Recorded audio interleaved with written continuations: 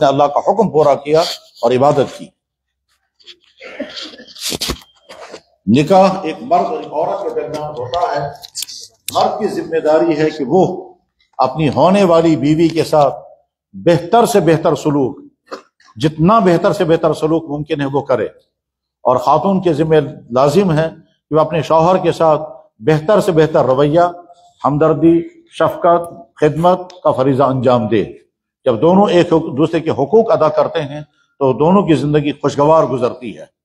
اللہ نے بھی حکم دیا مردوں کو اپنی بیویوں کے ساتھ اچھا سلوک کرو، وعاشروہن بالمعروف، اور اللہ کے نبی نے بھی حکم دیا مردوں کو اپنی بیویوں کے ساتھ اچھا سلوک کرو۔ ارشاد فرمایا اللہ کے نبی علیہ الصلوۃ والسلام نے، خیارکم خیارکم لنسائکم، تم میں سب سے بہتر انسان وہ ہے جو اپنی بیویوں کے ساتھ اچھا سلوک کرے۔ اللہ کے نبی نے خواتین سے فرمایا لو کنت آمر احدا ان یسجد لاحد، اگر مجھے اجازت ہوتی کہ میں کسی انسان کو سجدہ کرنے کا حکم کروں تو میں عورتوں کو حکم دیتا کہ وہ اپنے شوہروں کو سجدہ کریں۔ دونوں اپنے حقوق جب ادا کرتے ہیں تو گھر خوشگوار زندگی کے ساتھ چلتا ہے، اور پھر اس کے بعد اللہ تعالیٰ شان اس نکاح میں برکت عطا فرماتے ہیں۔ اس وقت جو خطبہ نکاح پڑھا گیا یہ چونکہ نکاح ہی کے لیے ہے، اس لیے ابتدا میں یہ نکاح کی تقریب مکمل کی جاتی ہے، اور اس کے بعد پھر انشاءاللہ جس مقصد کے لیے یہ مجلس منعقد ہوئی ہے یعنی فکر آخرت، اس پر انشاءاللہ گفتگو ہوگی۔ پہلا نکاح محمد عارف خان والد محمد یعقوب کا ہو رہا ہے۔ ان کا نکاح جس خاتون کے ساتھ ہو رہا ہے اس خاتون کی طرف سے وکیل ہے مولوی غلام مصطفیٰ صاحب، موجود ہیں۔ مولوی غلام مصطفیٰ صاحب، آپ جس بچی کی طرف سے وکیل بن کر کے آئے ہیں، آپ نے اس بچی سے اجازت لی ہے؟ وہ بچی رضامند تھی؟ اس بچی نے آپ کے پوچھنے پر خوش دلی سے آپ کو نکاح کرنے کی اجازت دی ہے؟ جس وقت آپ نے اجازت لی ہے اس وقت گواہ تھے حافظ ذاکر حسین، یہ بات صحیح ہے؟ انہوں نے آپ سے آپ کی موجودگی میں لڑکی سے اجازت لی ہے؟ حافظ ذاکر حسین صاحب آپ اس بات کے گواہ ہیں۔ دوسرے گواہ ہیں طالب حسین صاحب، طالب حسین صاحب آپ گواہی دیتے ہیں لڑکی نے اجازت دی ہے، اور وہ خوش تھی کہ ان کا نکاح اس بچے کے ساتھ ہو رہا ہے۔ تو جناب مولوی غلام مصطفیٰ صاحب، آپ اپنے اختیار سے اس بچی کا نکاح اس لڑکے کے ساتھ کر رہے ہیں جس لڑکے کا نام محمد عارف خان ہے، اور یہاں نکاح مجلس موجود ہیں۔ اس مہر کے بدلے میں جو مہر آپ نے طے کیا ہے جس کی مقدار ہے 3.5 سونا، اور موجودہ اس کی قیمت بنتی ہے 2,20,000 روپے، صحیح ہے؟ یہ محمد عارف خان ولد محمد یعقوب خان، آپ مولوی غلام مصطفیٰ صاحب جس خاتون کی طرف سے وکیل بن کر کے آئے ہیں، اس خاتون کا نکاح آپ کے ساتھ کیا جا رہا ہے۔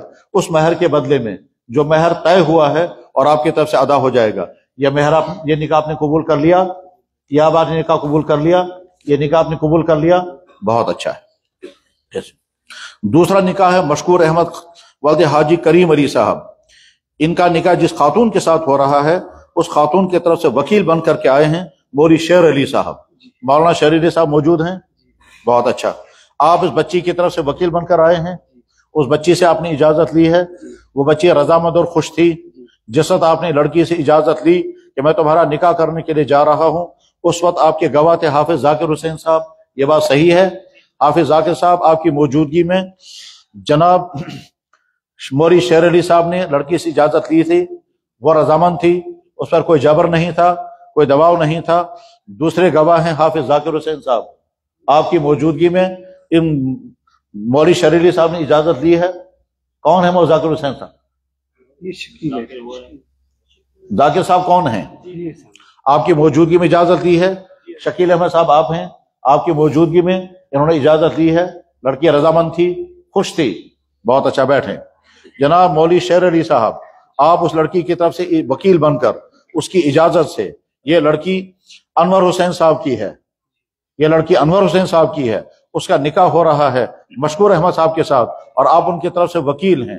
لڑکی کی طرف سے وکیل بن کر اس سے اجازت لے کر، اور اس کی اجازت کے گواہ آپ کے ساتھ موجود ہیں، اس لڑکی کا نکاح آپ نے بطور وکیل کے اس سونے کے بدلے میں جو بطور مہر کے طے ہوا ہے، اور وہ سونا 2 تولہ ہے جس کی قیمت اس پہ لکھی گئی ہے 1,25,000 روپے، اس مہر کے بدلے میں آپ نے اس بچی کا نکاح مشکور احمد کے ساتھ کر دیا۔ اس مجلس میں نکاح کر دیا؟ آپ اس کی وکالت، آپ اس کی طرف سے وکیل بن کر آپ اپنی موکلہ کا نکاح اس لڑکے کے ساتھ کر رہے ہیں جو اس نکاح کے مجلس میں موجود ہیں. کر دیا یہ نکاح؟ بہت اچھا. جناب مشکور احمد صاحب ولد حاجی کریم علی صاحب، آپ اس خاتون کا نکاح جو بیٹی ہیں انور حسین صاحب کی، اس خاتون کی طرف سے وکیل بن کر کے آئے ہیں نکاح کے مجلس میں جناب مولوی شیر علی صاحب. شیر علی صاحب نے اپنی موکلہ کا نکاح آپ کے ساتھ کر دیا. اس مہر کے بدلے میں جو مہر یہاں لکھا گیا ہے اور آپ کی طرف سے ادا ہو جائے گا. آپ نے نکاح قبول کر لیا؟ الحمدللہ میں نے قبول کیا. آپ نے نکاح قبول کر لیا؟ جی میں نے قبول کیا. قبول کر لیا؟ بہت اچھا، ماشاءاللہ. تیسرا نکاح ہے جناب شوکت علی صاحب ولد چراغ دین کا. اس کا نکاح انور حسین صاحب کی بیٹی کے ساتھ ہو رہا ہے. وکیل ہیں حافظ ذاکر حسین صاحب اور گواہ ہیں حاجی فجی صاحب اور دوسرے گواہ ہیں گلزار احمد صاحب. حافظ ذاکر حسین صاحب موجود ہیں. آپ انور حسین صاحب کی دوسری بیٹی ہیں، ان کی طرف سے وکیل بن کر ان کی اجازت سے آپ اس مجلس میں آئے ہیں. آپ ان کا نکاح اس لڑکے کے ساتھ کرنے کو تیار ہیں جس لڑکے کا نام شوکت علی ہے. آپ اس بیٹی کا نکاح جن کی طرف سے وکیل بن کر آئے ہیں ان کا نکاح اس بچے کے ساتھ جو نکاح مجلس میں موجود ہیں، یہ نکاح کرنے کے لیے آپ تیار ہیں. آپ نے ان سے اجازت لی ہے. جس وقت آپ نے اجازت دی اس وقت آپ کے گواہ تھے حاجی فجی صاحب، آپ کی موجودگی میں انہوں نے اجازت لی ہے. آپ نے خود سنا وہ لڑکی خوش تھی، انہوں نے اجازت دی خوش دلی سے. بہت اچھا. جناب گلزار احمد صاحب، آپ کی موجودگی میں انہوں نے بچی سے اجازت لی ہے. وہ لڑکی خوش تھی، انہوں نے خوش دلی سے اجازت دی ہے. سر سے اجازت دی یا زبان سے؟ زبان سے انہیں بولا ہے یا سر سے؟ بہت اچھا. مہر 1,10,000 روپے طے ہوا ہے. اس مہر کے بدلے میں آپ اس بچے کے ساتھ اس کا نکاح کر رہے ہیں جس کا نام شوکت علی ہے. بیٹھیں. جناب شوکت علی صاحب، آپ جناب چراغ دین صاحب کے صاحبزادے ہیں. انور حسین صاحب کی بیٹی کا نکاح آپ کے ساتھ ہو رہا ہے. مہر ہے 1,10,000 روپے جو آپ کی طرف سے انشاءاللہ ادا ہوگا. یہ نکاح آپ نے قبول کر لیا؟ یہ نکاح آپ نے قبول کر لیا؟ خوش دلی سے قبول کر لیا؟ الحمدللہ. آخری نکاح ہے جناب محمد ایوب صاحب کا. یہ صاحبزادے حاجی کریم علی کے. جس بچی کا نکاح ہو رہا ہے اس بچی کی طرف سے وکیل ہیں حاجی عبدالرشید صاحب. جناب حاجی عبدالرشید صاحب، آپ محمد موسیٰ صاحب کی بچی کی طرف سے وکیل بن کر ہیں. آپ محمد موسیٰ صاحب کی بچی کی طرف سے وکیل بن کر ہیں. آپ نے اس بچی سے اجازت لی ہے. وہ بچی خوش تھی، رضامند تھی. آپ نے جب اجازت دی انہوں نے خوشی سے آپ کو اجازت دی. بہت اچھا. جس وقت آپ نے اجازت دی مہر کا تذکرہ آپ نے کیا تھا. جو مہر آپ نے ان کو بتایا تھا وہ مہر ان کو قبول ہے. ان کو کل کو شکایت تو نہیں ہوگی کہ میرا مہر بہت کم رکھا گیا ہے؟ نہیں ہوگی شکایت. مہر جو طے ہوا ہے وہ اس پر جو لکھا ہوا ہے 1,25,000 یہی مہر تسلیم ہے. جس وقت آپ نے اجازت لی ہے اس وقت گواہ تھے حاجی عبدالغنی صاحب، حافظ عبدالغنی صاحب موجود ہیں نکاح کے مجلس میں. حافظ عبدالغنی صاحب، آپ کی موجودگی میں جناب حاجی عبدالرشید صاحب نے اس بچی سے اجازت لی تھی. آپ گواہ ہیں اس بات کے. انہوں نے ان سے اجازت لی تھی، اس بچی نے اجازت دی تھی، وہ رضامند اور خوش تھی. آپ گواہ بن کر اس نکاح کی مجلس میں موجود ہیں. بہت اچھا. دوسرے گواہ حافظ محمد یونس صاحب، حافظ یونس صاحب موجود ہیں. جناب حاجی عبدالرشید صاحب نے محمد موسیٰ صاحب کی بچی سے جس وقت اجازت مانگی آپ وہاں موجود تھے.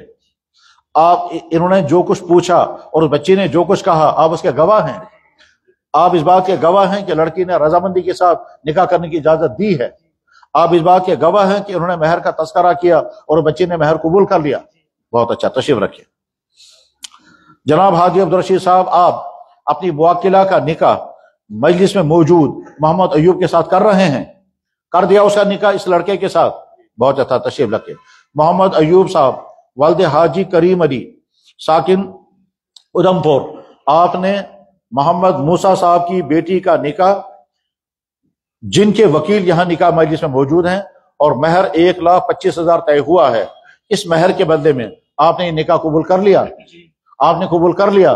آپ نے قبول کر لیا؟ الحمدللہ. جن جن لڑکوں کے نکاح ہو گئے وہ سارے شوہر بن گئے اور جن جن بیٹیوں کا نکاح ہوا وہ سارے اپنے شوہروں کی بیویاں بن گئی. ابھی تھوڑی دیر پہلے وہ کسی کی بیوی نہیں تھیں، اب وہ ان کی بیویاں بن گئی. ابھی تھوڑی دیر پہلے یہ کسی کے شوہر نہیں تھے، اب یہ اپنی بیویوں کے شوہر بن گئے۔ اب ان مردوں پر، ان شوہروں پر لازم ہے کہ وہ اپنی بیویوں کے ساتھ اتنا بہتر سے بہتر سلوک کریں کہ اللہ بھی راضی ہو جائے اور اللہ کے نبی کا حکم بھی پورا ہو جائے اور ان کو بھی خوشیاں ملیں گی۔ ان بیٹیوں پر لازم ہے اور بیٹیوں کا فرض ہے کہ وہ اپنی شوہروں کے ساتھ اتنا اچھا سلوک کریں، اتنا اچھا رویہ برتیں کہ ان کی زندگی بھی خوشیوں سے بھر جائے اور ان کے ذریعے سے ان کے شوہروں کو تکلیف نہ ہو۔ اللہ کے نبی علیہ الصلوۃ والسلام نکاح کے مجلس میں جو دعا فرماتے تھے، ہماری دعا ان سارے جوڑوں کے لیے وہی ہے کہ اللہ تعالیٰ ان کے رشتوں میں جوڑ پیدا کر دے اور ان کے رشتوں میں برکتیں عطا فرمائے۔ جن بچوں اور جن بچوں کے رشتے ابھی نہیں ہوئے، اللہ تعالیٰ ان کے رشتوں کے لیے بھی جلد سے جلد انتظام فرمائے، اور جن بچوں کے رشتے ہو چکے ہیں ان کے رشتے اللہ تعالیٰ کامیاب فرمائے، اور جن کی اولادیں نہیں ہیں اللہ تعالیٰ ان کو اولادیں عطا فرمائے، اور جن کی صحت ناساز ہے اللہ تعالیٰ ان کو صحت عطا فرمائے۔ نکاح کی یہ مجلس مسجد میں منعقد کی گئی ہے۔ مسجد میں نکاح کرنے کے کئی فوائد ہیں، ان فوائد میں سے ایک فائدہ یہ ہے کہ حدیث مبارک میں ہے نکاح مسجدوں میں کیا کرو، اعلنوا ھذا النکاح واجعلوہ فی المساجد۔ اور دوسرا فائدہ یہ ہوتا ہے کہ جب نکاح مسجدوں میں ہوتا ہے تو نکاح کے متعلق ضروری باتیں بیان کرنے کا موقع ملتا ہے، اور ایمان والے بھائیوں تک نکاح کی تفصیلات بیان کی جاتی ہیں، کیونکہ انسان کی ازدواجی زندگی اگر کامیاب ہوتی ہے تو انسان کی زندگی خوشحال گزرتی ہے، اور اگر خدا نخواستہ کسی کی ازدواجی زندگی ناکام ہو، میاں بیوی کے درمیان انبن ہو، شوہروں کی طرف سے بیویاں ستائی جا رہی ہوں، بیویوں کی طرف سے شوہروں کے حق تلفیاں ہو رہی ہوں، تو سب کچھ ہونے کے باوجود بھی زندگی جو ہے وہ اجیرن بن جاتی ہے۔ اس لیے ہمارا دین جیسے عبادت کا حکم دیتا ہے، جیسے ہمارا دین صدقہ اور خیرات کا حکم دیتا ہے، جیسے ہمارا دین حج کرنے کا حکم دیتا ہے، جیسے ہمارا دین غریبوں کی خدمت کرنے، ویسا ہی ہمارا دین حکم کرتا ہے کہ اپنی فیملی لائف، اپنی ازدواجی زندگی کو کامیاب بناؤ، اور اس کامیاب بنانے کے لیے ضروری ہے کہ اخلاق برتے جائیں، رویے ٹھیک کیے جائیں، کوئی کسی پر ظلم نہ کرے، نہ زبان سے، نہ رویوں سے، نہ شوہروں کے ذریعے سے بیویاں ستائی جائیں، نہ بیویوں کے ذریعے سے شوہروں کے حق تلفیاں ہوں، نہ ساسوں کے ذریعے سے بہو ستائی جائے، نہ بہووں کے ذریعے سے ساسوں پر ظلم ہو، نہ گھر کی خواتین ایک دوسرے پر ظلم کریں، نہ مردوں کے ذریعے سے عورتوں پر ظلم ہو، کوئی کسی پر ظلم نہ کرے۔ ازدواجی زندگی جب کامیاب ہوتی ہے تو گھروں میں خوشیوں کا ماحول ہوتا ہے، اور چیزیں نہ ہوں، معمولی گھر ہو، معمولی کھانا پینا ہو، لیکن رویے جب ٹھیک ہوتے ہیں تو زندگی خوشگوار گزرتی ہے۔ اور اگر رویے ٹھیک نہیں ہوتے ہیں تو چاہے سارے وسائل موجود ہوں، عمدہ مکانات، بہترین بسترے، شاندار کھانے پینے کی چیزیں، تمام فیسلٹیز ہوتی ہیں، لیکن چونکہ رویے ٹھیک نہیں ہوتے ہیں تو دونوں بلکہ گھر کے سارے لوگ ٹینشنوں کے ساتھ اور ڈپریشنوں کے ساتھ اور انبنوں کے ساتھ اور کڑھنوں کے ساتھ زندگی گزارتے ہیں۔ وہ زندگی نہیں، وہ انسان اس زندگی کو کھینچتا ہے۔ اس لیے ہمارا دین حکم کرتا ہے مردوں کو اپنی بیویوں کے ساتھ بلکہ اپنی خواتین کے ساتھ بہتر سے بہتر سلوک کرو۔ بیٹا اپنی ماں کے ساتھ، بھائی اپنی بہن کے ساتھ، شوہر اپنی بیوی کے ساتھ، باپ اپنی بیٹی کے ساتھ اتنا اچھا سلوک کرے، اتنا اچھا سلوک کرے کہ ماں کہنی چاہیے جیسا اچھا میرا بیٹا ویسا ہر ایک کو ملنا چاہیے، بہن کہنی چاہیے جتنا اچھا میرا بھائی ہر ایک کو ملنا چاہیے، بیوی کہنی چاہیے جتنا اچھا میرا شوہر ایسا ہر ایک کو ملنا چاہیے، اور بیٹی کہنی چاہیے جتنا اچھا میرا ابو ہے ایسا ہر ایک کو ملنا چاہیے۔ جب مرد اتنا اچھا رویہ برتیں گے اپنی ماؤں کے ساتھ، اپنی بہنوں کے ساتھ، اپنی بیویوں کے ساتھ، اپنی بیٹیوں کے ساتھ، تو یہ مرد رحمت والا مرد بنتا ہے۔ اسی طرح سے خواتین کو چاہیے کہ وہ اپنے رشتہ داروں کے ساتھ بہتر سے بہتر سلوک کریں۔ وہ خاتون جو اپنے باپ کے ساتھ، اپنے شوہر کے ساتھ، اپنے بھائی کے ساتھ، اپنے بیٹوں کے ساتھ، اپنے رشتہ داروں کے ساتھ بہتر سلوک کرتی ہے، خاص طور پر وہ خاتون جو اپنی ساس کے ساتھ، اپنی نندوں کے ساتھ بہتر سلوک کرتی ہے، وہ رحمت والی خاتون ہے۔ اللہ کے نبی علیہ الصلوۃ والسلام نے عورتوں کے متعلق جو ارشادات فرمائے ہیں اس میں عورتوں کی بہت تعریفیں بھی ہیں، مگر شرط یہ ہے کہ عورت صحیح خاتون ہو جو مسلمان خاتون ہوتی ہے۔ اور اللہ کے نبی علیہ الصلوۃ والسلام نے ایسی خواتین جن کے ذریعے جن کا رویے ٹھیک نہیں ہوتے ہیں، جن کا مزاج صحیح نہیں ہوتا ہے، جن کے اخلاق درست نہیں ہوتے ہیں، اور جو طرح طرح کی خامیوں خرابی میں مبتلا ہوتی ہیں، اللہ کے نبی نے ایسی عورتوں سے پناہ مانگی ہے۔ اللہ کے نبی دعا فرماتے تھے، یا اللہ عورتوں کی شر سے مجھے بچانا۔ اب ہر خاتون کو فیصلہ کرنا ہے میں رحمت والی بنوں گی یا شر والی بنوں گی۔ اسی طرح سے ہر مرد کو فیصلہ کرنا ہے میں رحمت والا انسان بنوں گا یا خدا نخواستہ شر والا انسان بنوں گا۔ اللہ تعالیٰ ان رشتوں کو کامیاب بنائے، اور آگے جن کے رشتے ہونے والے ہیں اللہ ان کے رشتوں کو بھی کامیاب بنائے۔ بسم اللہ الرحمن الرحیم، الحمد للہ نحمده ونستعینه ونستغفره ونؤمن به ونتوکل علیہ ونعوذ بالله من شرور أنفسنا ومن سيئات أعمالنا من يهده الله فلا مضل له ومن يضلله فلا هادي له ونشهد أن لا إله إلا الله ونشهد أن محمدا عبده ورسوله صلى الله تعالى عليه وعلى آله وأصحابه وأزواجه وذرياته وبارك وسلم تسليما كثيرا كثيرا أما بعد. محترم سننے والے بھائیوں اور محترم سننے والی ہمشیروں، جہاں جہاں تک یہ بولنے والے کی آواز پہنچ رہی ہے وہ تمام ضرور مخاطب ہیں اور ان تک یہ بات پہنچ رہی ہے.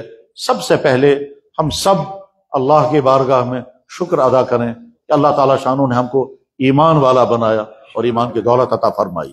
تمام پڑھیں الحمدللہ رب العالمین، الحمدللہ رب العالمین، الحمدللہ رب العالمین.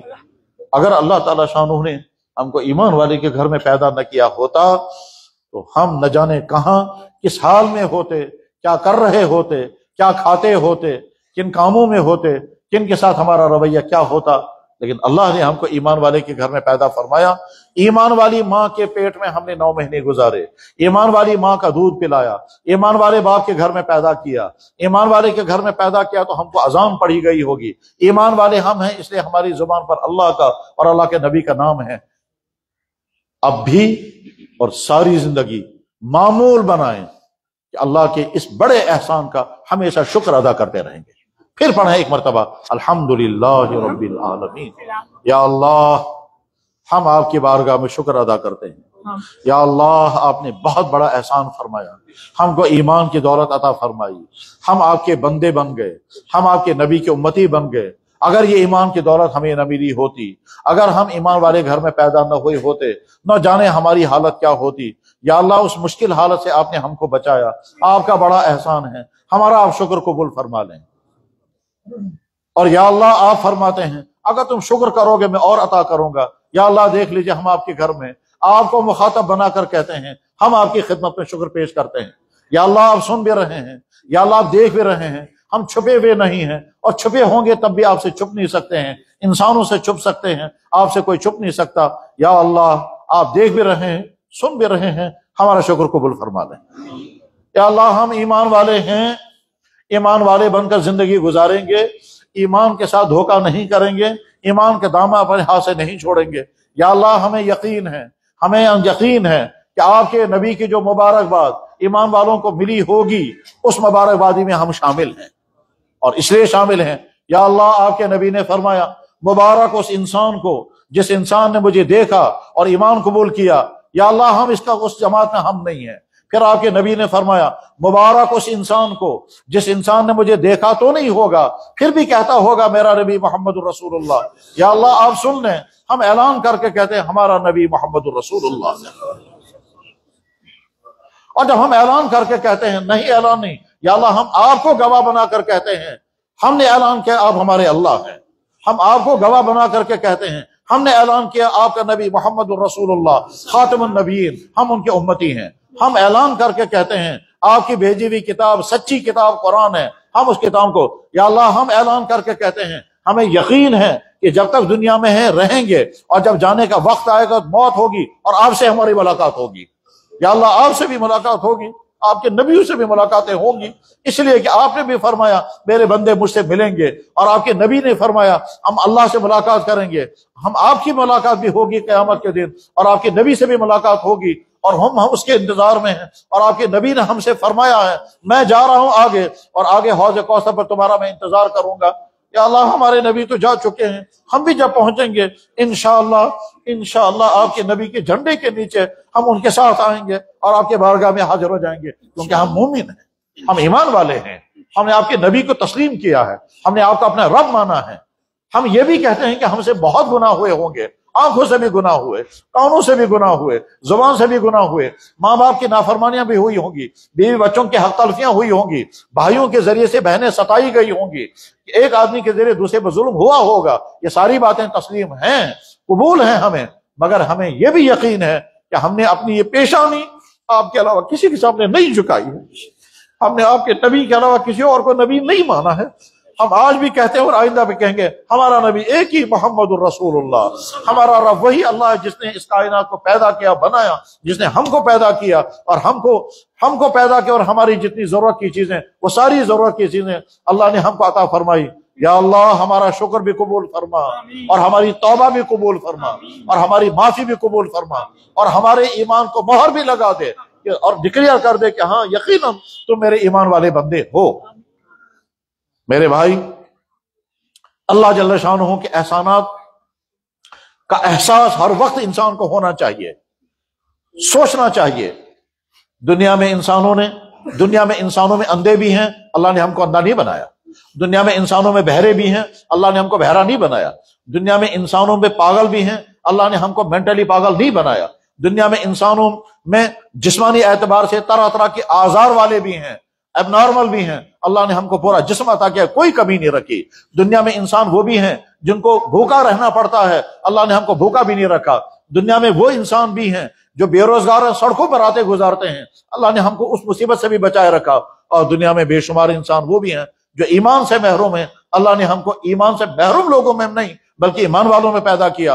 اور دنیا میں وہ لوگ بھی ہیں جو ایمان سے تو محروم نہیں ہیں مگر دین سے بہت دور ہیں، وہ ایسے ہیں جیسے ایمان والے ہیں ہی نہیں، حالانکہ پیدا ہوئے وہ ایمان والے کے گھر میں، دودھ پیا انہوں نے ایمان والی ماں کا، 9 مہینے انہوں نے گزارے ایمان والی کی ماں کے پیٹ میں، اور پیدا ہوئے وہ ایمان والے کے گھر میں، مگر زندگی ان کی ایسی ہے جیسے ایمان والوں کی زندگی ہوتی ہی نہیں۔ نہ ان کی زندگی میں نماز، نہ روزہ، نہ عبادت، نہ صدقہ، نہ خیر کا کام، نہ ہمدردی، کوئی چیز ان کے پاس اسلام کی نہیں ہے، نہ شکلیں ہیں، نہ خواتین ہے تو نہ برقع۔ ایسے بھی اللہ کے بندے ہیں جو ایمان والے کے گھر میں پیدا ہوئے مگر ایمان کے تمام اثرات سے وہ محروم ہیں۔ یا اللہ ہم ان میں سے بھی نہیں ہیں، ہم ایمان والے ہیں مگر ہیں آپ کے دین کے ساتھ جڑے ہوئے، اسی لیے تو ہم اللہ کے گھر میں جمع ہوئے۔ اگر ہم دین سے دور ہوتے تو دین کے مجلس میں نہیں آتے، اگر ہم دین سے دور ہوتے تو اللہ کا سجدہ نہیں کرتے، اگر ہم دین سے دور ہوتے تو اللہ کے نبی اپنا نبی ہونے کا اعلان نہیں کرتے۔ تو ہم ایمان والے بھی ہیں اور دین کے ساتھ ہمارا تعلق بھی ہے، نمازیں بھی پڑھتے ہیں، کبھی کوتاہیاں ہوتی ہوں گی، روزے بھی رکھتے ہیں، کبھی کوتاہیاں ہوئی ہوں گی، ماں باپ کی خدمت بھی کرتے ہیں، کبھی کوتاہیاں ضرور ہوئی ہوں گی، اپنی بیوی بچوں کے ساتھ اچھا سلوک کرتے ہیں، کبھی کوتاہیاں ہوئی ہوں گی، غرض ہے کہ طرح طرح کی کمیاں کوتاہیاں ضرور ہوئی ہوں گی، مگر ہیں ہم ایمان والے۔ الحمدللہ رب العالمین، الحمدللہ علی نعمت الایمان، الحمدللہ علی نعمت الاسلام، الحمدللہ علی نعمت الدین، الحمدللہ علی نعمت الحق، الحمدللہ علی نعمت الوالدین، الحمدللہ علی نعمت الاولاد، الحمدللہ علی نعمت الصحت والعلم والجسم یا رب العالمین۔ میرے بھائیوں، جب اللہ جل شانہ نے یہ ساری نعمتیں ہمیں عطا فرمائی ہیں تو اب ہمیں یہ فیصلہ کرنا ہے کہ ہم اللہ کی رضا والی زندگی اختیار کریں گے یا اللہ کو ناراض کرنے والی زندگی اختیار کریں گے۔ اللہ کی رضا والی زندگی اختیار کریں گے تو دنیا بھی کامیاب ہے اور مرنے کے بعد کی زندگی وہ بھی کامیاب ہوگی، اور خدا نخواستہ اگر اللہ کے ناراض کرنے والی زندگی اختیار کریں گے تو دنیا میں ہو سکتا ہے وقتی طور پر ہمیں خوشیاں ملیں لیکن آخرت ہماری برباد ہو جائے گی، جس آخرت کی فکر کے لیے مجلس منعقد کی جاتی ہے۔ اللہ کے رضا والی زندگی کسے کہتے ہیں؟ جس میں کوئی وہ حرکت نہ ہو جس سے اللہ ناراض ہو۔ اللہ ناراض ہوتے ہیں نماز چھوڑنے سے، ہم نماز نہیں چھوڑیں گے، نمازوں کی ادائیگی کریں گے۔ اللہ ناراض ہوتے ہیں زکوٰۃ لازم ہوئی ہو زکوٰۃ ادا نہ کریں۔ اگر اللہ نے ہم کو مالی وسعت اتنی عطا کی ہے کہ ہم زکوٰۃ دینے والوں میں ہیں تو ہم زکوٰۃ ادا کریں گے، خیرات کریں گے تاکہ اللہ ہم سے ناراض نہ ہو۔ اللہ ناراض ہوتے ہیں اگر جوانی میں غلط کام انسان نے کیے تو اللہ ناراض ہوتے ہیں، اگر انسان نے اپنی جوانی کو غلط کاموں سے بچایا تو اللہ راضی ہوتے ہیں اور بہت زیادہ راضی ہوتے ہیں۔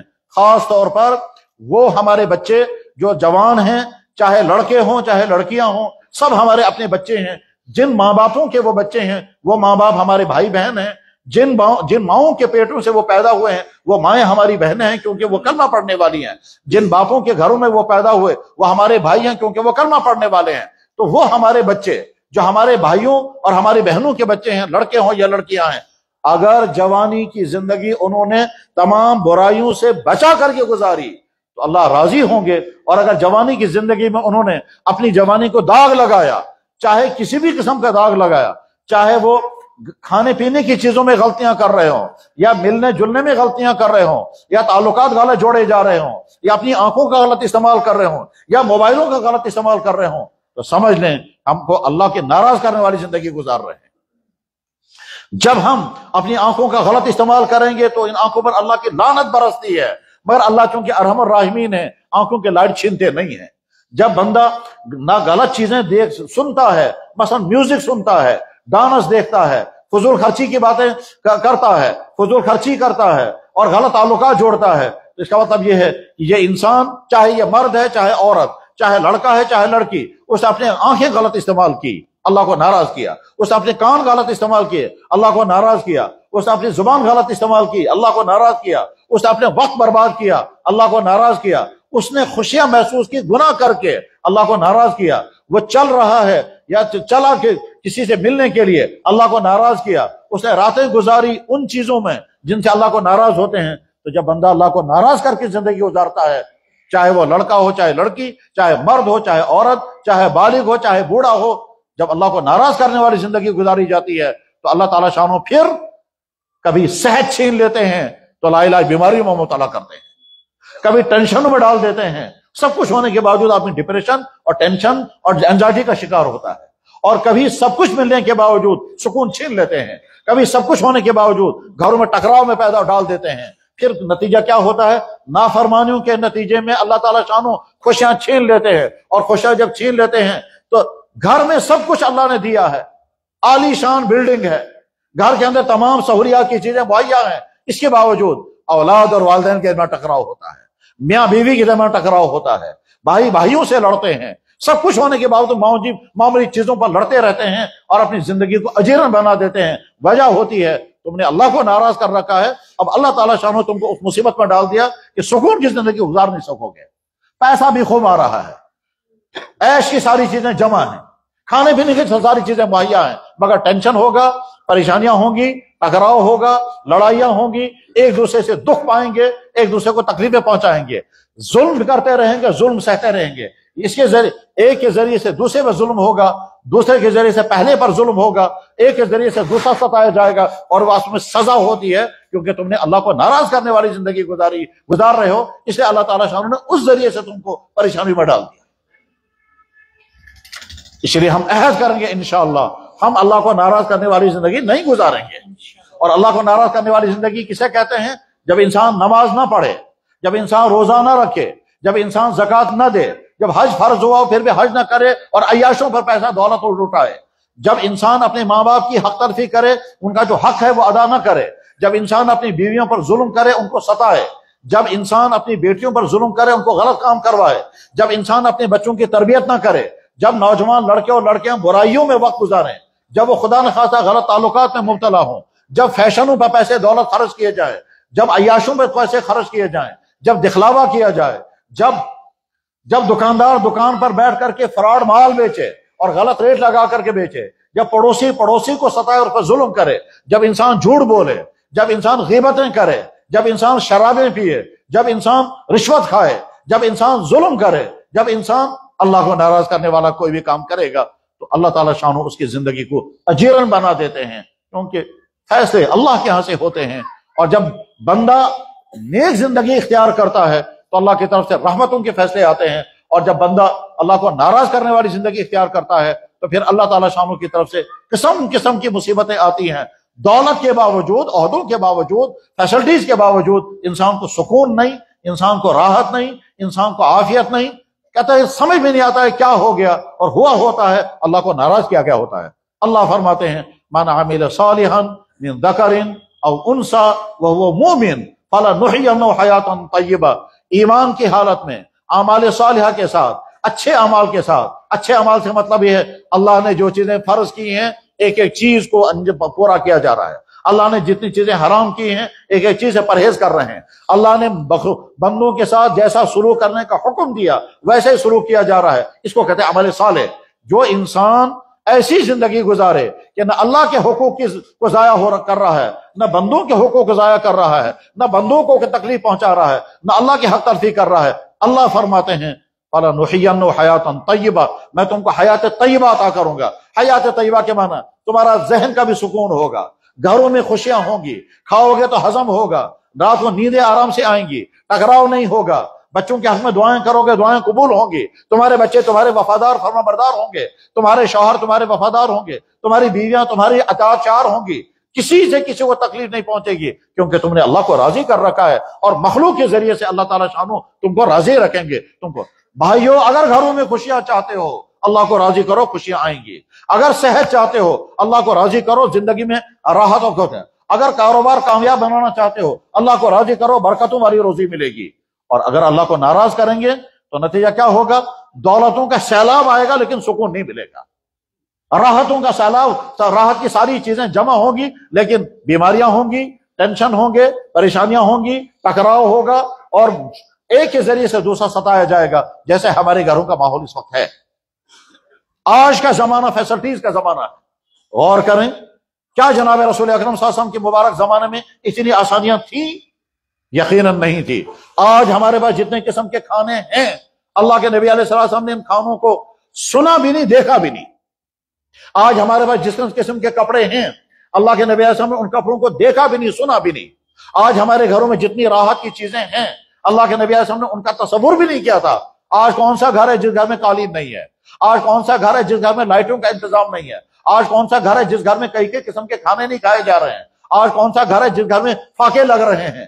آج ہماری سہولیات کا عالم یہ ہے کہ اپنے گھروں کے دیکھیں، پینلنگیں دیکھیں، ٹائلیں دیکھیں، قالینیں دیکھیں، لائٹیں دیکھیں، پردے دیکھیں، کپڑے دیکھیں، برتن دیکھیں، گاڑیاں دیکھیں، ٹرانسپورٹ دیکھیں، کمیونیکیشن کا سسٹم ہے، یہ سارا دیکھیں۔ یہ ساری سہولیات اللہ نے عطا فرمائی۔ اللہ کے نبی مبارک کے مبارک زمانے میں یہ ساری چیزیں تھیں ہی نہیں۔ جس مسجد میں اللہ کے نبی نے ساری زندگی نماز پڑھی، اس مسجد میں کوئی فرش نہیں تھا، ساری زندگی آپ نے ریت میں سجدہ کیا۔ ہمارے نبی نے ساری زندگی کبھی صابن استعمال نہیں کیا۔ آج ہمارے باتھ روموں کے اندر قسم قسم کی صابنیں ہوتی ہیں، بالوں کے لیے الگ صابن ہے شیمپو، دانتوں کے لیے الگ صابن ہے پیسٹ، جسم کے لیے الگ صابن ہے، باڈی لوشن الگ ہیں، دانتوں کے لیے الگ صابن ہے، برتنوں کے لیے الگ صابن ہے، کپڑوں کے لیے الگ صابن ہے، اور اللہ کے نبی نے کوئی صابن کبھی دیکھا بھی نہیں۔ ایسی زندگی ہمارے نبی نے گزاری۔ حضرت عائشہ صدیقہ رضی اللہ عنہ بیان فرماتی ہیں کہ اللہ کے نبی علیہ السلام رات کو نماز پڑھتے تھے، سجدہ کرنے کی جگہ نہیں ہوتی تھی، میں سامنے لیٹی رہا کرتی تھی، اور چونکہ میں چھوٹی عمر کی تھی، مجھے نیند کا غلبہ ہوتا تھا، میں سوئی رہا کرتی تھی۔ جب اللہ کے نبی کو سجدہ کرنا ہوتا تھا تو اپنے ہاتھوں سے مجھے اشارہ کرتے تھے، میری ٹانگ کو یا میرے گھٹنے کو چھیڑ کر کے فرماتے تھے، عائشہ پاؤں سمیٹ لو، مجھے سجدہ کرنے دو۔ پھر اللہ کے نبی سجدہ کرتے تھے۔ عائشہ فرماتی ہیں کہ جب سجدہ کر کے اوپر اٹھ جاتے تھے دوسری رکعت کے لیے، میں پاؤں پھر پھیلا دیتی تھی، اس لیے کہ میں سمجھتی تھی بہت دیر کے بعد یہ دوسرا سجدہ کریں گے، تب تک میں کافی ساری نیند پھر اور لے لوں گی۔ اس طرح سے اللہ کے نبی علیہ السلام کا گھر مبارک کا حال تھا۔ حضرت عائشہ فرماتی ہیں اس زمانے میں ہمارے گھروں کے اندر کوئی چراغ بھی نہیں تھا۔ تو حضرت عائشہ فرماتی ہیں کہ ہم نے نبی کے زمانہ جتنا زمانہ گزارا، ہم نے اپنے گھروں میں کبھی چراغ نہیں جلایا، ہمیشہ اندھیرے میں وقت گزارا ہے۔ آج ہمارے پاس سہولیات ہی سہولیات ہیں، راحتیں ہی راحتیں ہیں، اس لیے شکر پڑھنے کا مزاج بنائیں اور اپنے آپ کو ان تمام برے کاموں سے بچائیں جن برے کاموں سے اللہ ناراض ہوتے ہیں۔ اللہ بے انتہا ناراض ہوتے ہیں، بے انتہا ناراض ہوتے ہیں جب کسی انسان سے کسی دوسرے انسان پر ظلم ہو، چاہے والدین کی طرف سے اولاد پر، چاہے شوہروں کی طرف سے بیویوں پر، چاہے بیویوں کے ذریعے سے شوہروں پر، چاہے بھائیوں کے ذریعے سے بھائیوں پر، چاہے افسروں کے ذریعے سے ماتحتوں پر، چاہے ملازموں کے ذریعے سے اپنے کلیگوں پر، چاہے ٹیچروں کے ذریعے سے اپنے اسٹوڈنٹ پر، اور چاہے ڈاکٹروں کے ذریعے سے مریضوں پر، چاہے وکیلوں کے ذریعے سے کلائنٹس پر، جس کے ذریعے سے دوسرے پر ظلم ہوتا ہے، اللہ بے انتہا غضبناک ہوتے ہیں۔ کیوں غضبناک ہوتے ہیں؟ اس لیے کہ اللہ فرماتے ہیں میرے بندو، میں نے اپنے اوپر حرام کر رکھا ہے بندوں پر ظلم نہیں کرنا، تم کیوں کرو گے میرے بندوں پر ظلم؟ یا عبادی، میرے بندو، حرمت علی الظلم، میں نے اپنے پر حرام کر رکھا ہے اپنے بندوں پر ظلم نہیں کرنا، تم کیوں کرو گے میرے بندوں پر ظلم؟ جو باپ اپنے بیٹوں پر ظلم کرتا ہے، بیٹا اس کا بیٹا بعد میں ہے، پہلے اللہ کا بندہ ہے۔ جو اولاد اپنے والدین کو ستا رہی ہے، وہ والدین تمہارے والدین بعد میں، پہلے وہ اللہ کے بندے ہیں۔ جو مرد اپنی بیویوں پر ظلم کرتے ہیں، وہ بیویاں تمہاری بیویاں بعد میں، پہلے وہ اللہ کی بندیاں ہیں۔ جو بہنیں اپنے بہنوں کو ستا رہی ہیں، وہ بہنیں سمجھیں یہ پہلے نبی کی امتی ہے اور اللہ کی بندی ہے، بعد میں میری بہن ہے۔ جو پڑوسی کو ستا رہا ہے، وہ سمجھے یہ پڑوسی اللہ کا بندہ ہے، نبی کا امتی ہے، بعد میں میرا پڑوسی ہے۔ جو افسر اپنے ماتحت کو ستا رہا ہے، وہ سمجھے یہ ماتحت اللہ کا بندہ ہے، نبی کا امتی ہے، بعد میں میرے ماتحت ہے۔ ساری چیزیں بعد کی ہیں، پہلے ہم اللہ کے بندے ہیں اور اللہ کے نبی کی امتی ہے۔ تو ہمارے ذریعے سے کسی پر کوئی ظلم نہیں ہونا چاہیے، ہمارے ذریعے سے کسی پر کوئی زیادتی نہیں ہونی چاہیے۔ کردار ہمارا وہ ہونا چاہیے کہ ہماری زندگی میں کہیں کوئی داغ نہ رہے، یاد رکھیں اور اچھی طرح سے ذہن میں رکھیں، آخرت میں پہنچنا ہے، فکر آخرت کی مجلس ہے، آخرت میں پہنچنا ہے۔ ایک طرف سے اللہ تعالیٰ شان فرمائیں گے میرے بندے مجھے سارا معلوم ہے کس جگہ تو نے کیا کیا کیا، تو نے چھپ کر کے کیا، تو سمجھتا تھا مجھے کوئی نہیں دیکھ رہا ہے، میں دیکھ رہا، مجھ سے تو چھپ نہیں سکتا تھا، مگر میں سارا دیکھ رہا تھا، تجھے کوئی پرواہ نہیں رہی، میرا اللہ مجھے دیکھ رہا ہے میں کیا کیا کر رہا ہوں۔ ٹھیک ہے، تم نے سوچا یہاں دفتر میں جو چاہے سو کروں گا، کوئی دیکھنے والا نہیں، رات کے اندھیرے میں لائٹ آف کر کے میں جو کچھ کروں گا کوئی دیکھنے والا نہیں، میں دکان پر بیٹھ کر کے جو چاہوں گا سو کروں گا، ملاوٹ کروں گا، غلط ریٹ لگاؤں گا، غلط چیز کا کاروبار کروں گا، کوئی دیکھنے والا نہیں، میں کیا کھاؤں گا کیا پیوں گا کسی کو پتا نہیں، میں چاہے شراب پیوں چاہے ڈرگز پیوں چاہے وہ نشے کی چیزیں پیوں، کوئی دیکھنے والا نہیں، میں چاہے رات کو ویڈیو کالنگ کروں گا، کسی کو پتا نہیں، اس کو معلوم ہے جو مجھے معلوم ہے، ہم آپس میں کیا چیٹنگیں کر رہے ہیں۔ میرے بندو تم سارا کر رہے تھے، سمجھتے تھے کوئی نہیں، میں دیکھ رہا تھا سارا تم کیا کیا کر رہے ہو۔ تو ایک اللہ تعالیٰ شانوں کی ریکارڈنگ چل رہی ہے۔ دوسرے اللہ نے فرشتے مقرر کر رکھے ہیں، اور وہ دائیں طرف کا فرشتہ لکھ رہا ہے صبح سے شام تک کون سا نیک کام کیا، اور بائیں طرف کا فرشتہ لکھ رہا ہے صبح سے شام تک اس نے کون سا گناہ کا کام کیا۔ بعض اللہ کے بندے وہ ہیں کہ دائیں کندھے کا فرشتہ مہینوں تک چاہتا ہے مجھے تھوڑی دیر کے لیے آرام ملے، مگر آرام نہیں ملتا، کیونکہ وہ نیکیوں کی زندگی گزر رہی ہے، اور وہ مسلسل لکھتا رہتا ہے۔ شام کو بہی خاتہ مکمل ہوتا ہے، فرشتہ روانہ ہو جاتا ہے، رات کے لیے فرشتہ آتا ہے، اور بائیں کندھے کا فرشتہ انتظار میں رہتا ہے، اگر کبھی گناہ کرے گا تو لکھوں گا۔ اولاً تو گناہ کرتا ہی نہیں ہے، اور اگر گناہ ہو گیا تو فوراً توبہ کرتا ہے، تو بائیں کندھے کے فرشتے کو لکھنے کی نوبت ہی نہیں آتی ہے۔ اب شام کو فرشتہ کہتا ہے تمہارا کھاتا کہاں پہنچا، دائیں کندھے والا فرشتہ کہتا ہے میرا کھاتا بھر چکا ہے، پھر بائیں کندھے والا فرشتہ کہتا ہے شکر ہے میرا کھاتا بالکل خالی ہے، ایک صفحے کی ایک سطر بھی میں نے گناہ کی نہیں لکھی، اس سے کچھ گناہ ہو گیا تھا مگر اس نے فوراً توبہ کر لی، اس لیے میں کچھ بھی نہیں لکھوں گا۔ تو بعضی اللہ کے بندے ایسے ہیں ان کے بائیں کندھے کا فرشتہ لکھ لکھ کر تھک جاتا ہے، اور دائیں کندھے کا فرشتہ انتظار میں رہتا ہے کبھی کوئی نیکی کرتا میں لکھ لیتا، پر یہ کبھی کچھ نہیں کرتا۔ اور بائیں کندھا کا فرشتہ جو ہے وہ لکھ لکھ کر تھک جاتا ہے، اور صبح سے شام رات، حتیٰ کہ رات کے اندھیرے میں بھی چونکہ گناہ ہو رہا ہے وہ رات کو بھی لکھتا رہتا ہے، بس صرف اسے چھٹی ملتی ہے تب جب انسان باتھ روم چلا جائے، وہاں فرشتہ اندر نہیں آتا، مگر آج تو باتھ روم کے اندر بھی گناہ ہوتے ہیں، موبائل ساتھ لے جائیں گے، وہاں سے چیٹنگیں کریں گے، اور وہاں میوزک سنیں گے، اور وہاں طرح طرح کے۔ تو میرے بھائی ہمیں آخرت میں پہنچنا ہے، ایک طرف سے اللہ تعالیٰ شانو تمام اعمال کو دیکھ رہے ہیں کون کیا کر رہا ہے۔ اللہ فرماتے ہیں میں تمہارے دل کے اندر کے حالات سے بھی واقف ہوں، وَلَقَدْ خَلَقْنَا الْإِنسَانَ وَنَعْلَمُ مَا تُوَسْوِسُ بِهِ نَفْسُهُ، میں نے اس انسان کو پیدا کیا، میں جانتا ہوں اس کے دل میں کہاں کیا خیال گزر رہا ہے۔ انسان کو بعد میں پتہ چلتا ہے دل میں کیا آیا، اس سے پہلے اللہ کو معلوم ہوتا ہے اس کے دل میں کیا۔ للہ ما فی السماوات ما فی الارض وان تبدوا ما فی انفسکم فاخفوہ یحاسبکم باللہ، تم کسی چیز کو ظاہر کرو اس کا بھی میں حساب لوں گا، اور اگر تم چھپا کر کے رکھو گے اور یہ سمجھو گے کسی انسان کو پتہ نہیں چل رہا ہے، میں اس کو بھی جانتا ہوں، میں اس کا حساب بھی لوں گا۔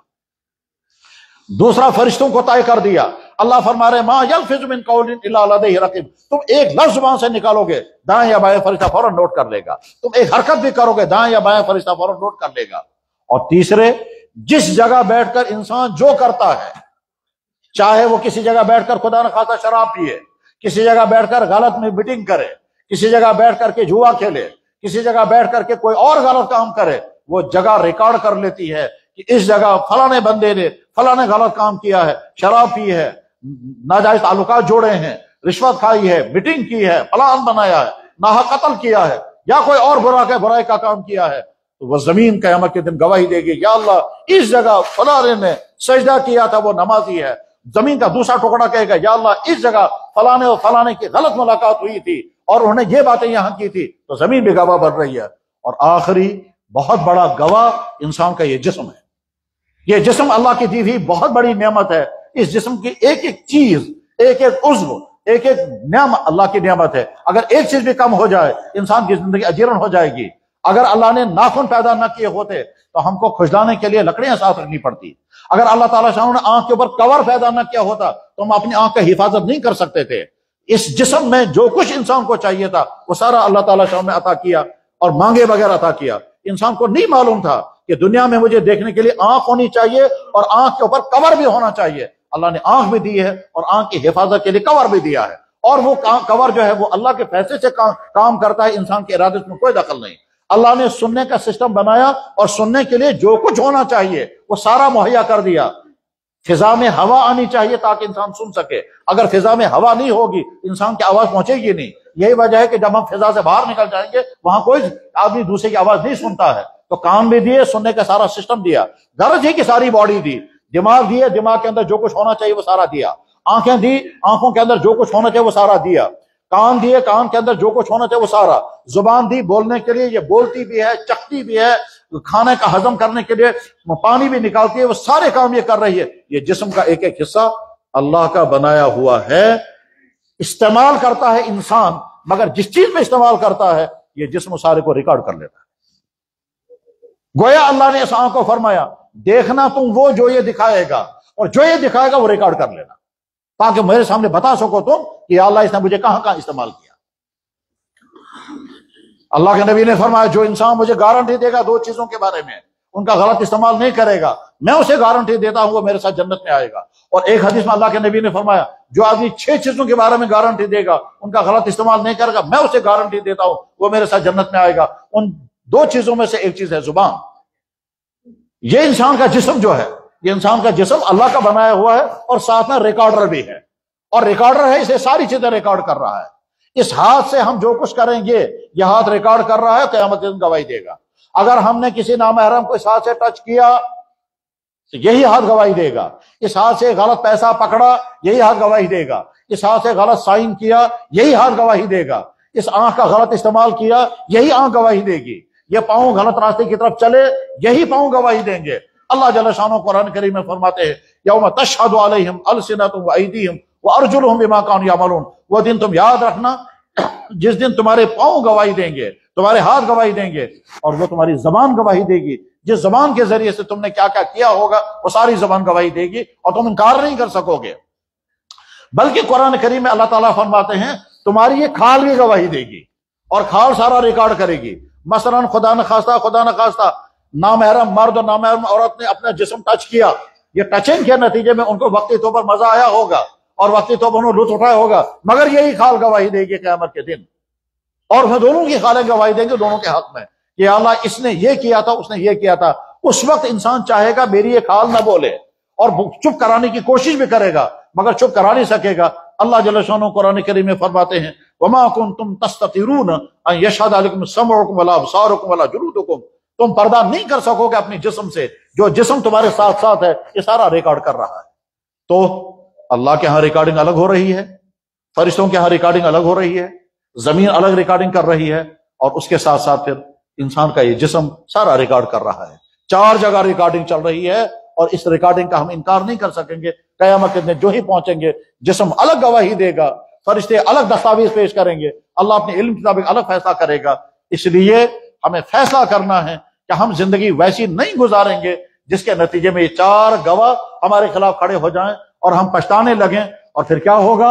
اللہ جل شانہ قرآن کریم میں فرماتے ہیں تم ظالم قیامت کے دن اپنی انگلیوں کو کاٹو گے، وَيَوْمَ يَعَضُّ الظَّالِمُ، جس دن تم ظالم، کیونکہ تم نے ظلم کیا ہوگا، کیا ظلم کیا ہوگا؟ میں نے تم کو سچا دین دیا تھا، تم اس پر چلے نہیں، میں نے تم کو صحیح جوانی دی تھی، تم نے اس کا غلط استعمال کیا، میں نے تمہیں صحت دی تھی، تم نے ڈرگز کر کے، بدکاریاں کر کے، برے کام کر کے صحت کو برباد کیا۔ تم ظالموں نے اپنے پر ظلم کر رکھا ہوگا، اپنا کیریکٹر برباد کیا، اپنی صحت برباد کی، اپنے ایمان کو نقصان پہنچایا، ایمان والی اخلاق والی زندگی نہیں گزاری، تو تم ظالم ہو۔ تو تم ظالم اپنی انگلیوں کو کاٹو گے اور افسوس کرو گے، یا ویلتا لیتنی لم اتخذ فلانا خلیلا، ویوم، وہ دن یاد رکھنا، یا عبدو، کاٹو گے تم ظالم، اعلی یدہی، اپنی انگلیوں کو، سدو تجو یاد یمزو توئی پنن اتن تریپیو، وہ دن یاد رکھنا جس دن تم اپنی انگلیوں کو کاٹو گے اور حسرت کے ساتھ کہو گے ہم نے نبی کی بات کیوں نہیں مانی اور ہم نے یہ گناہوں والی زندگی کیوں گزاری، میری فلاں کے ساتھ دوستی تھی، میرے دوستوں نے مجھے برباد کیا، میری سہیلیوں نے مجھے برباد کیا، مجھے فلانے کے ذریعے سے خرابی ہو گئی۔ میرے بھائیوں، دنیا میں کوئی انسان برائیوں والا بن کر نہیں آتا ہے، یہ تو برائیوں والوں کے ساتھ رہتا تو برائیاں آتی ہیں۔ بیٹی بگڑی ہوئی نہیں ہوتی ہے، جب وہ سہیلیوں کے ساتھ رہتی ہے تو بگڑی ہوئی سہیلیاں اس بیٹی کو بھی بگاڑ دیتی ہیں۔ لڑکا بگڑا ہوا نہیں ہوتا ہے، لیکن جب وہ بگاڑ والی کمپنی میں اور بگاڑ والے فرینڈ شپ میں پہنچتا ہے تو وہاں جا کر کے برباد ہو جاتا ہے۔ انسان رشوت خور نہیں ہوتا ہے، لیکن جب دفتر کا ماحول رشوتوں کا ہوتا ہے، یہ بھی چاہتا ہے میں بھی رشوت خور کا، تو دوسروں انسان بگڑا ہوا نہیں ہے، لیکن قیامت کے دن افسوس کرے گا، یا اللہ مجھے حسرت ہے، میں نے یہ یوٹیوب کیوں چلایا تھا، اس نے مجھے خراب کر دیا، یا اللہ یہ میں نے فیس بک چلایا تھا، اس نے مجھے برباد کر دیا، یا اللہ میں نے یہ انسٹاگرام چلایا تھا، اس نے مجھے برباد کر دیا، یا اللہ میں فلانی سہیلی کے ساتھ اٹیچ رہی اور اس کی وجہ سے میں تباہ ہو برباد ہو گئی، یا اللہ مجھے فلانے دوستوں نے خراب کر۔ پھر بعد میں کیا کہے گا بندہ، یا اللہ جن کے ذریعے سے میں برباد ہوا وہ مجھے دکھا دے وہ کہاں ہیں، میں پاؤں سے ان کو روندوں گا جنہوں نے مجھے برباد کیا۔ وقال الذين كفروا ربنا ارنا الذين اضلنا من الجن والانس نجعلهما تحت اقدامنا، ہم پاؤں سے ان کو رو دیں گے۔ یہ تو ہے منظر ایک، اور دوسرا منظر یہ ہے کہ میرے بھائی اللہ بہت رحیم ہے، بہت ارحم الراحمین ہے، اور اس لیے آج تک اللہ نے ہمارا ایکشن نہیں لیا۔ آنکھیں اب تک کتنی مرتبہ غلط استعمال ہوئی ہوں گی کوئی شمار نہیں، پر اللہ نے سزا نہیں دی، سزا دی ہوتی تو ہماری آنکھوں کی لت چھن چکی ہوتی۔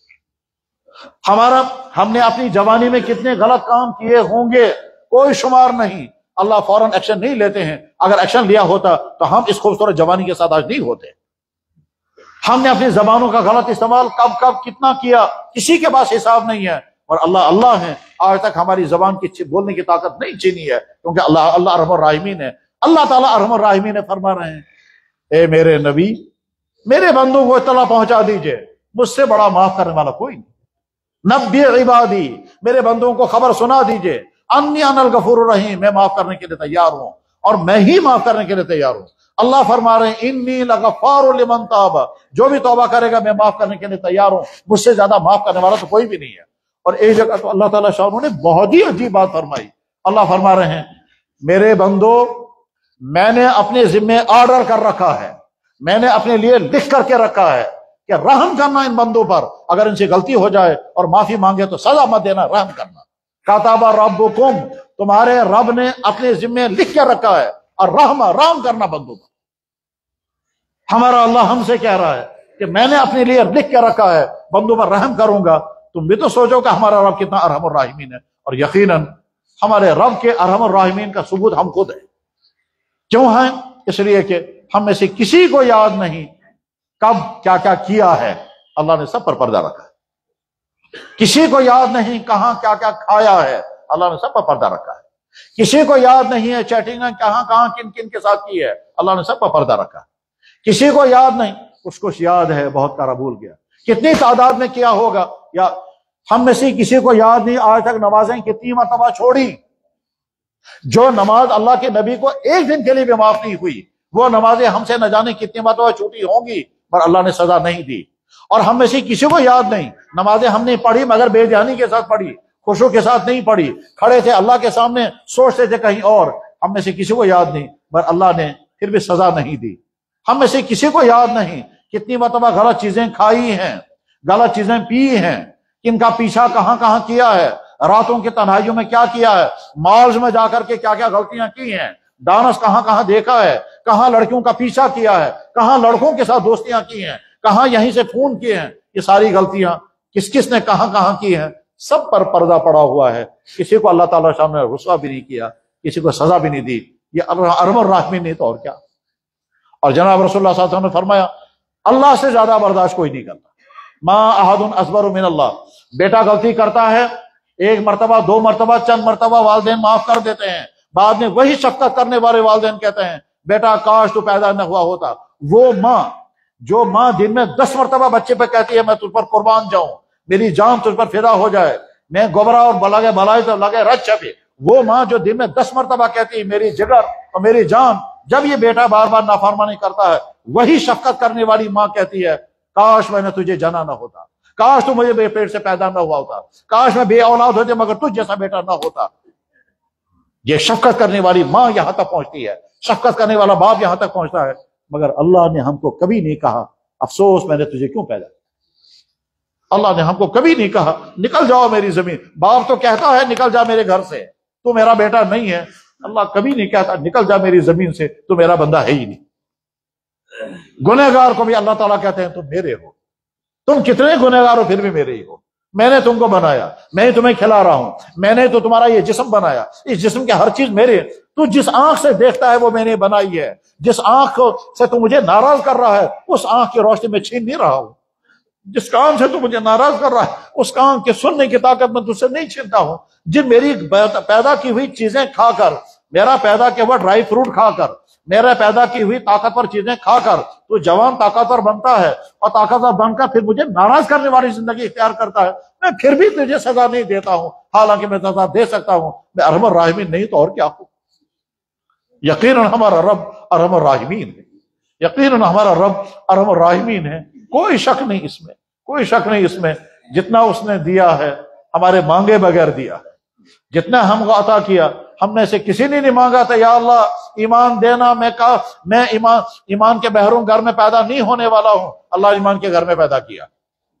ہم میں سے کسی نے نہیں مانگا تھا یا اللہ یہ خوبصورت جوانی مجھے دینا، اللہ نے ساری خوبصورت جوانی دے دی مانگے بغیر.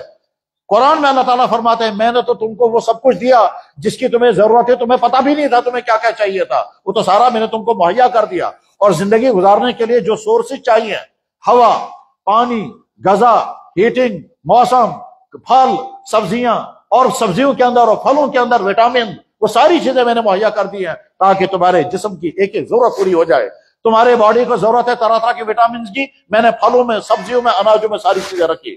تمہاری باڈی کو ضرورت ہے پروٹین کی، کیلشیم کی، پوٹاشیم کی، آئرن کی، اور کن کن چیزوں اور 20 قسم کے وٹامن کی ضرورت ہے، میں نے ساری چیزیں مہیا کر دی ہیں تاکہ یہ ساری تمہاری باڈی میں پہنچیں اور تم سے فائدہ اٹھاؤ. اور ساری چیزوں میں مزہ بھی رکھ دیا، اور اس مزے میں تم کو پریشانی نہیں ہوتی ہے کیونکہ مجھے معلوم تھا تم ایک ہی قسم کی چیز کھا کھا کر تنگ آ جاؤ گے. بنی اسرائیل من و سلوہ کھا کر تنگ آ گئے تھے. میں نے چیزیں الگ الگ بنائی، شکلیں الگ بنائی، ذائقے الگ بنائے، ٹیسٹ الگ بنائے، فائدے الگ بنائے تاکہ میرے بندے کھاتے کھاتے تنگ نہ آ جائیں. تم آج ایک قسم کی سبزیاں کھاتے ہو، کل کو دوسری قسم کی سبزیاں کھاتے ہو، ایک میں ایک قسم کا فائدہ ہے، دوسرے میں دوسرے قسم کا فائدہ ہے. اللہ فرماتے ہیں میں ہی تو تمہارا رب ہوں، تم کیوں نہیں مانتے ہو؟ ذالکم اللہ ربکم، یہی ہے تمہارا رب جس نے یہ سب کچھ تمہیں دیا.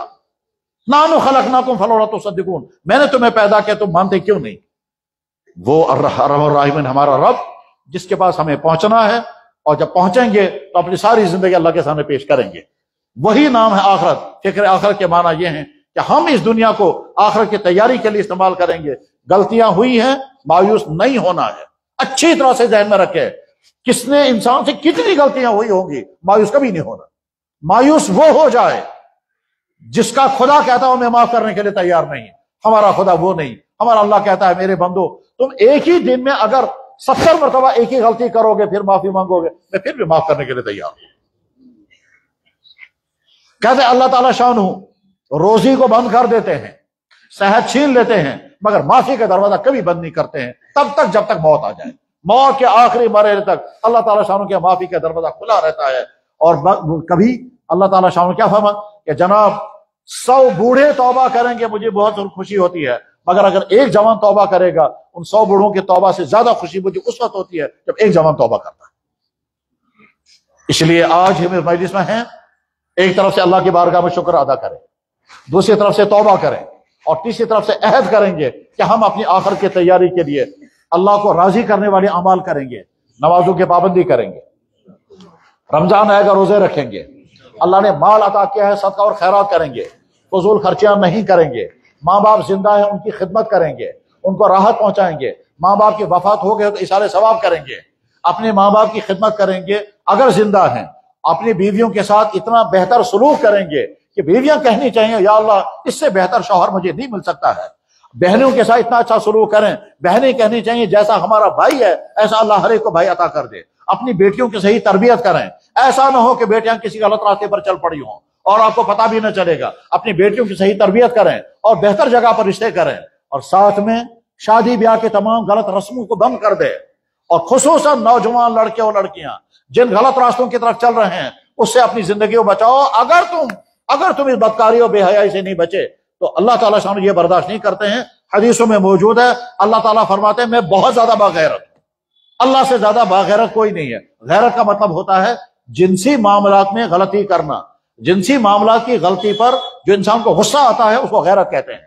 جیسے باغیرت مرد کبھی برداشت نہیں کرے گا کہ میری بیوی غلط راستے کی طرف جائے، باغیرت بھائی برداشت نہیں کرے گا کہ میری بہن کسی غلط راستے کی طرف چلے، باغیرت باپ برداشت نہیں کر سکتا ہے میری بیٹی کسی اجنبی کے ساتھ رابطے میں رہے. یہ غیرت کا نام ہے. اللہ تعالیٰ فرماتے ہیں تم تمام انسانوں کے اندر جتنی غیرت ہے اس سے کہیں زیادہ غیرت میرے اندر ہے جب میں دیکھتا ہوں فلاں مرد بدکاری میں، فلاں عورت بدکاری میں برداشت نہیں کرتا اس کی۔ تو اس لیے نوجوان لڑکے اور لڑکیاں اپنی عصمتوں کی حفاظت کریں، خصوصاً ہماری بیٹیاں اور وہ بیٹیاں جو گھروں سے باہر ہیں، چاہے وہ پڑھنے کے لیے جا رہی ہیں، چاہے گھومنے کے لیے جا رہی ہیں، چاہے وہ کہیں ہاسٹلوں میں ہیں، چاہے وہ کسی جگہ پر پہنچ رہی ہوں، اپنی عصمتوں کی حفاظت کرو اور اچھی طرح سے ذہن میں رکھیں، ہر خاتون اپنے ذہن میں رکھے کہ محرم مردوں کے علاوہ کسی مرد پر کوئی اعتماد نہیں۔ کوئی مرد کتنی محبت کی باتیں کہے، کتنی پیار کی باتیں کہے، اس کے پیچھے شیطان چھپا ہوا لازماً ہوتا ہے۔ جب کوئی مرد تمہیں کہے گا کہ تمہیں کوئی ضرورت ہوگی مجھ سے کہنا، تم مجھے بہت اچھی لگتی ہو، تم مجھے بہت پیاری لگتی ہو، اور اگر کسی پریشانی ہو مجھ سے ضرور کہنا، اور میں تو سمجھ جاؤ اس کے پیچھے شیطان بول رہا ہے۔ آج کا زمانہ وہ ہے، اب تو محرموں پر بھی اعتماد کرنا مشکل ہے۔ ہمارے سامنے تو واقعات آ رہے ہیں جس میں وہ واقعات ہیں جن کو یہاں بولنا انتہائی مشکل ہے، والدینوں کے متعلق، باپوں کے متعلق، بھائیوں کے متعلق، ماموں کے متعلق، چچاؤں کے متعلق، چچیرے بھائیوں کے متعلق۔ تو اپنی عصمتوں کی حفاظت کرو اور اسی میں ہماری کامیابی ہے۔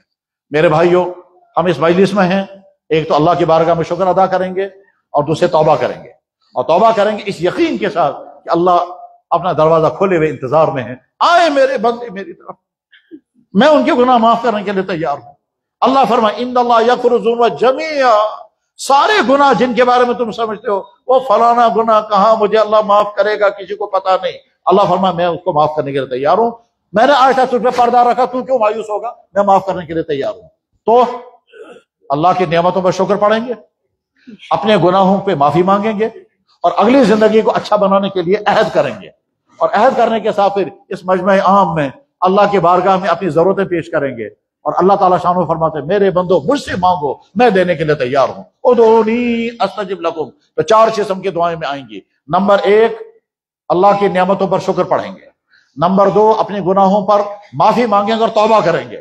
نمبر 3، زندگی کو صحیح گزارنے کا عہد کر کے اٹھیں گے، اور صحیح گزارنے کا مطلب کیا ہوگا؟ تمام چیزیں صحیح کریں گے، اپنے گھر کا ماحول صحیح کریں گے، اپنے آپ کو گناہوں سے بچائیں گے، اپنے وقت کو غلط استعمال نہیں کریں گے۔ خصوصاً میں بار بار عرض کر رہا ہوں، نوجوان لڑکے اور لڑکیاں اپنی ایمان کی، اپنے کردار کی اور اپنی صحت کی حفاظت کریں، اپنے وقت کی حفاظت کریں، اپنا وقت غلط کاموں میں خرچ مت کریں، اپنی صحت کو برباد مت کریں، وہ چیزیں جو صحت کو نقصان پہنچانے والی وہ نہ کریں، اور اپنے کیریکٹر کی حفاظت کریں۔ اور کیریکٹر کی حفاظت کرنے کے لیے جن جن چیزوں سے تمہیں بچنا ہے، لو افیئرز، ڈرگز، فیشن، فضول خرچی، ڈانس، میوزک، ان تمام چیزوں سے اپنے آپ کو بچاؤ، اور ان تمام جگہوں سے جانے سے اپنے آپ کو بچاؤ جن جگہوں پہ جانے سے یہ ساری خرابیاں پیدا ہوں گی یا نوجوان لڑکوں کے اور لڑکیوں کے متعلق ہیں۔ اور اپنے گھروں کا ماحول ٹھیک کریں، اپنے دفتروں میں جو کام ہے ڈیوٹیاں پوری دیں اور رشوت بالکل نہ لیں۔ دکانداری کر رہے ہوں تو کسٹمروں کے ساتھ بہتر سلوک کریں اور کسی کسٹمر کو دھوکہ نہ دیں، نہ غلط ریٹ لگائیں، نہ خراب شدہ مال بیچیں، نہ ڈپلیکیٹ مال اوریجنل کے نام پر بیچیں۔ وہ تاجر بنیں جن تاجروں کو اللہ کے نبی نے فرمایا ہے یہ تاجر قیامت کے دن نبیوں کے ساتھ ہوں گے۔ تو توبہ کریں گے، اور توبہ کرنے کے ساتھ عہد کریں گے، اپنی زندگی اچھی سے اچھی گزاریں گے، اور جتنی ہم میں سے ہر ایک کو ضروریات ہیں وہ ضروریات اللہ کے بارگاہ میں پیش کریں گے۔ ہمارے نبی نے تو فرمایا ہے اگر تمہارا تسمہ ٹوٹ جائے وہ بھی اللہ سے مانگنا۔ ہم سمجھتے ہیں میرے پاس سورس ہے، میرے پاس پیسہ ہے، میرے پاس عہدہ ہے، میرے پاس یہ ہے، لہذا میں اپنا مسئلہ حل کروں گا۔ یاد رکھیں مخلوقات کے ذریعے مسئلہ تب حل ہوگا جب اللہ کا فیصلہ آئے گا۔ پہلے اللہ سے مانگو، بعد میں مخلوقات سے۔ اللہ کا نبی فرما رہے ہیں اگر تمہارا تسمہ ٹوٹے گا وہ بھی اللہ سے مانگنا، بعد میں کوشش کرنا تسمہ کہاں سے خریدو گے، مگر پہلے اللہ سے مانگنا۔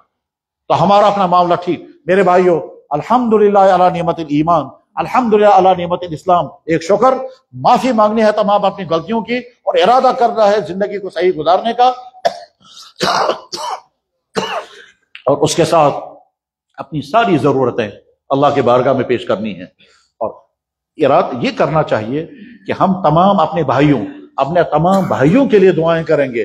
تو ضابطہ یہ ہے جب بندہ دوسروں کی ضرورت پورا کرنے کے لیے اللہ سے مانگتا ہے، اللہ فرماتے اس کی ضرورت میں بعد میں پوری کرو گے، تیری پہلے کرو گا، کیونکہ تو نے ان کی میرے بندوں کے لیے مانگا، ان کی بعد میں تیری پہلے۔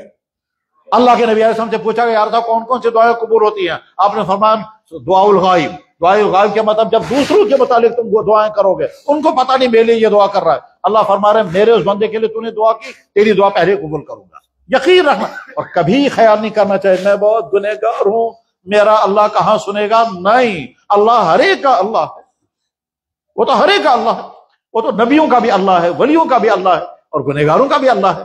ولی بھی اسی کے بندے ہیں، گنہگار بھی اسی کا بندہ ہے، بلکہ کبھی کبھی تو گنہگار کے ساتھ اللہ کا زیادہ پیار ہوتا ہے، کیونکہ اس کو خیال ہوتا ہے میرے پاس عبادت ہے، یہ کہتا ہے میرے پاس تو کچھ بھی نہیں ہے، یا اللہ مجھ پر زیادہ رحم فرمانا، تو اللہ اس پر زیادہ رحم فرماتا ہے، اس لیے کہ یہ سوچتا ہے میرا اللہ مجھ سے ناراض ہے، مجھے کہاں سنے گا۔ اللہ فرماتے ہیں میرے بندے تو کیوں مجھ سے مایوس ہے، میں تو ان کی بھی سنتا ہوں، تیری بھی سنوں گا، بلکہ تیری پہلے سنوں گا۔ تو بس انہی منتشر باتوں پر یہ مجلس ختم ہو رہی ہے۔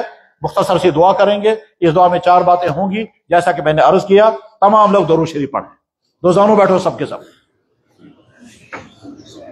تمام کے تمام دو زانوں بیٹھیں، اور جن کو دو زانوں بیٹھنے میں مشکل ہو، کوئی حرج نہیں، جس طرح سے آرام سے بیٹھ کر تو بیٹھیں، جو کرسیوں پر بیٹھے ہوئے بھائی ہیں وہ اپنی کرسیوں پر وہیں بیٹھے رہیں۔